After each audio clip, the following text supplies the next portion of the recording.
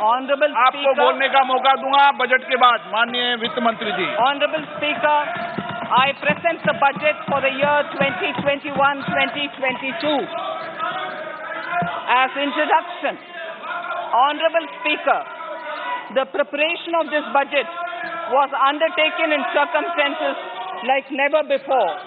We knew of calamities that have affected a country or a region within a country. But what we have endured with COVID-19 through 2020 is sui generis. When I presented the budget 2020-2021, we could not have imagined that the global economy, already in throes of a slowdown, would be pushed into an unprecedented contraction. We could not have also imagined then that our people, as those in other countries, would have to endure the loss of near and dear ones and suffer hardships brought about due to a health crisis. The risk of not having a lockdown was far too high. Within 48 hours of declaring a 3-week-long complete lockdown, the Prime Minister announced the Pradhan Mantri Garib Kalyan Yojana, valued at 2.76 lakh crores, that provided free food grain to 800 million people, free cooking gas for 80 million families for months, and cash directly to over 400 million farmers, women, elderly, the poor, and the needy. Even as a large section of citizens stayed home, milk, vegetables, fruit suppliers, health and sanitary workers, truck drivers, railways and public transport workers, bank employees, electricity workers, annadatas, police, firemen and the armed forces all had to go about their work as normal, but with the additional anxiety of the virus hanging over them. We recognize this, and I think I speak on behalf of everybody in this august house when I express my heartfelt gratitude to these men and women for how they were able to carry out their work and duty to provide for the nation's basics over those crucial months. Speaker, sir, for public good, honorable members of parliament and members of legislative assemblies too offered their salaries. In May 2020, the government announced the Atmanirbhar Bharat package. To sustain the recovery further into the year, we also rolled out 2 more Atmanirbhar packages, 2 and 3. Total financial impact of all the Atmanirbhar Bharat packages, including measures taken by the RBI, was estimated to be about 27.1 lakh crores, which amounts to more than 13% of our GDP. As a government, we kept a watch on the situation and were proactive in our responses. The government, led by the Prime Minister, stretched its resources to deliver for most vulnerable sections of our society, the poorest of the poor, the Dalits, the tribals, the elderly, the migrant workers, and our children. The Pradhan Mantri Garib Kalyan Yojana, the 3 Atmanirbhar packages, and announcements made later were like 5 mini budgets in themselves.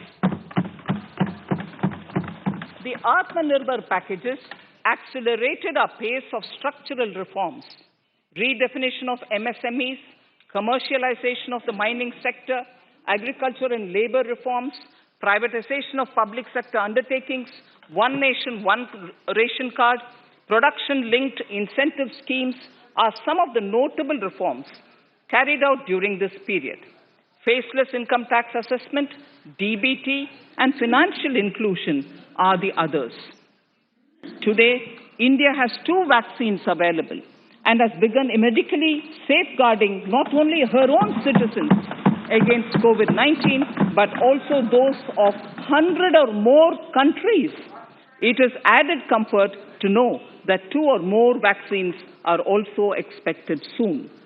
Honorable Prime Minister launched the vaccination drive By crediting and thanking our scientists, we are ever grateful for the strength and rigor of their efforts. Having said that, we are all reminded time and again that our fight against COVID-19 continues into 2021. Now, just as it happened after the two world wars, there are signs that the political, economic, and strategic relations in the post-COVID world are changing. This moment in history is the dawn of a new era, one in which India is well poised to truly be the land of promise and hope. I borrow the words of Rabindranath Tagore. Faith is the bird that feels the light and sings when the dawn is still dark. Faith is the bird that feels the light and sings when the dawn is still dark. In this spirit, I can't help but recall the joy that we as cricket-loving nation felt after the Team India's recent spectacular success in Australia. It has reminded us of all the qualities that we as a people, particularly our youth, epitomize of having abundant promise and the unsuppressed thirst to perform and to succeed. Today, data shows that India now has one of the lowest death rate of 112 per million population and one of the lowest active cases of about 130 per million. This has laid the foundation to the revival we are seeing now in the economy. This budget will be the first of this new decade. This budget will also be a digital budget, and that has happened with all your support. So far, only 3 times has a budget followed a contraction in the economy.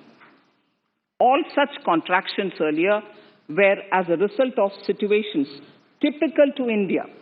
This time, the contraction in our economy is due to a global pandemic, just like in several other countries. Having said that, I want to confidently state that our government is fully prepared to support and facilitate the economy's reset.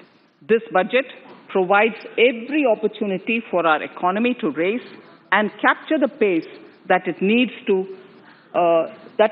for a sustainable growth. 2021 is the year of many important milestones for our history. I mention a few of these. It is the 75th year of independence, 60 years of Goa's accession to India, 50 years of the 1971 India-Pakistan War. It will be the year of the 8th census of independent India. It will also be India's turn at the BRICS presidency, the year for our Chandrayaan-3 mission, and the Haridwar Mahakumbh.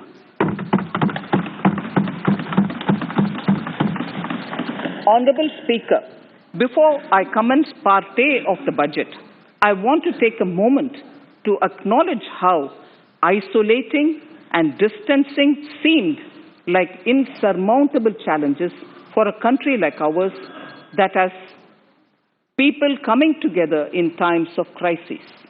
It hurts us in many ways. I bow my head in respect to every citizen for the endurance shown in facing what was an undeniably a tough year for all our physical and mental well-being. Part A. In Part A, I wish to lay a vision for Atmanirbhar Bharat. Atmanirbhar Bharat or Atmanirbharta is not a new idea. Ancient India was largely self-reliant and equally a business epicenter of the world. Atmanirbhar Bharat is an expression of the 130 crore Indians who have full confidence in their capabilities and skills. We are already part of international groupings such as the G20 and the BRICS, the Coalition for Disaster Resilient Infrastructure, and the International Solar Alliance are realities today due to India's efforts. The proposals in Part A will further strengthen the sankalp of Nation First, doubling farmers' income, strong infrastructure, healthy India, good governance, opportunities for youth, education for all, women empowerment, and inclusive development, among others.